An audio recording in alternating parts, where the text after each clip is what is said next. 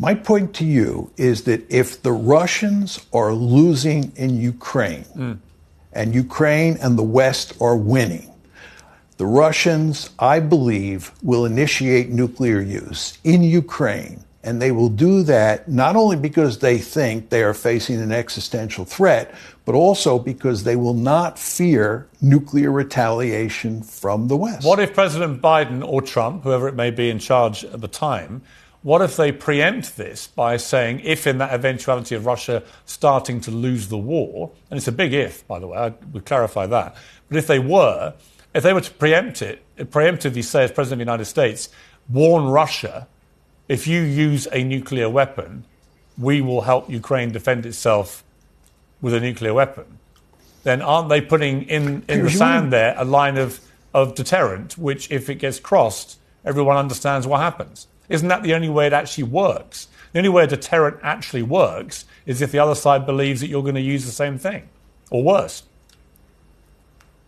But you're assuming that the other side, which is the Russians in this case, would believe that threat. And I don't believe they would believe that threat. Well, I think they'd have to. America's bluff. I think if you're America, you're going to have to want them to believe that threat. You've got to want them to believe you're serious. Otherwise, I just cannot picture a situation where we unleash a nuclear attack on a European country and America just doesn't respond in kind. There's no deterrent there.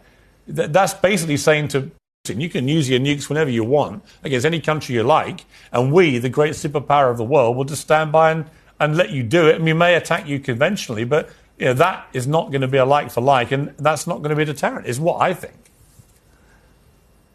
If you're a member of NATO, which Ukraine is not, you have an Article 5 guarantee, and you are depending on the American nuclear deterrent to provide security for you.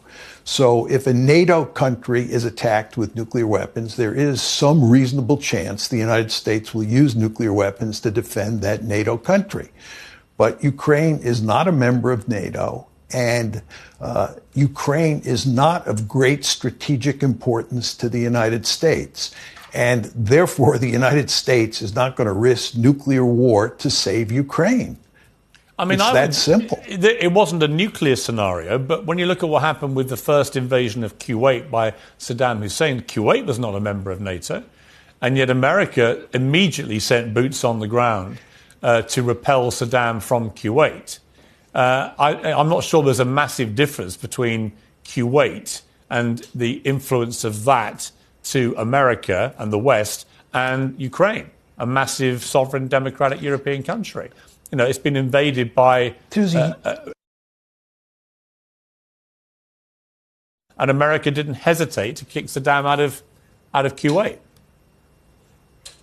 There's a huge difference between these two scenarios. There was no threat of nuclear war with regard to No, I said it wasn't Kuwait. a nuclear situation. The scenario that you're describing with regard to Ukraine involves nuclear weapons. I think you don't fully understand. Let me clarify. Just what we're talking about here. We're talking about nuclear weapons. We're talking about nuclear war. Professor, the United States of America does not take this threat lightly. This is a threat of huge magnitude. We're talking about getting possibly incinerated. I think you misheard what I said. I deliberately said it. I know it's not a nuclear situation.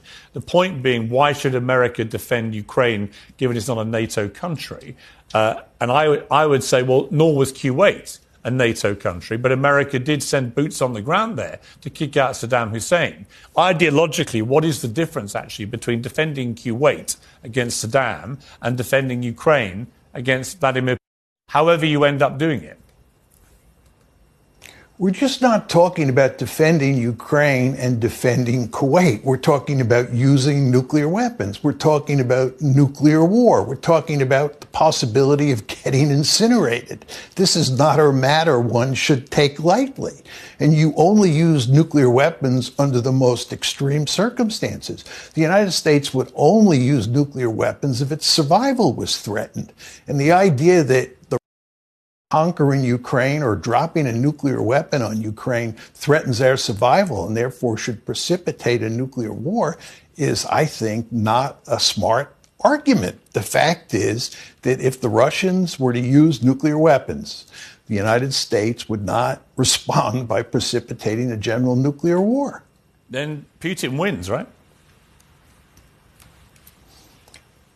Might win. That's right. And you want to remember that if you look at what's happening in the conventional war, it looks like Putin's going to win, despite the fact that we've now passed this large-scale arms package for Ukraine. Putin is likely to win. Why is that not a terrible thing for America and the West? Because you have to prioritize the threats that you face in the world. And the fact of the matter is that what happens in Ukraine does not matter that much to the United States. I know for people like you, this is a life and death matter. The thought of any country on the planet that the West defends losing is a major defeat and has catastrophic consequences. I mean, you felt this way about us pulling out of Afghanistan.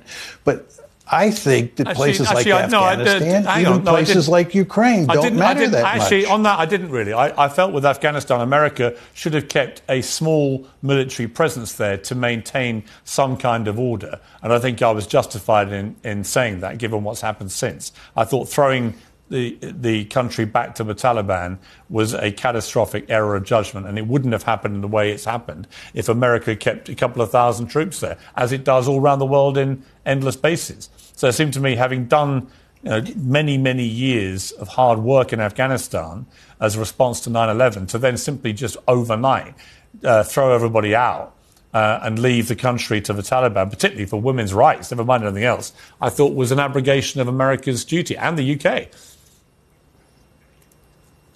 Right, but this is your worldview, which is the United States has a responsibility to be everywhere and not to everywhere, never quit until but it should wins. certainly be preserving freedom and democracy. Otherwise, why self-style yourself as leader of the free world? You either are leader of the free world, and America still has, I think, half the world's military firepower, and obviously one of the biggest economies. You either are that entity, leader of the free world, or you're not. And if you are, then what comes with that is a responsibility to protect freedom and democracy when it comes under attack from, I would think.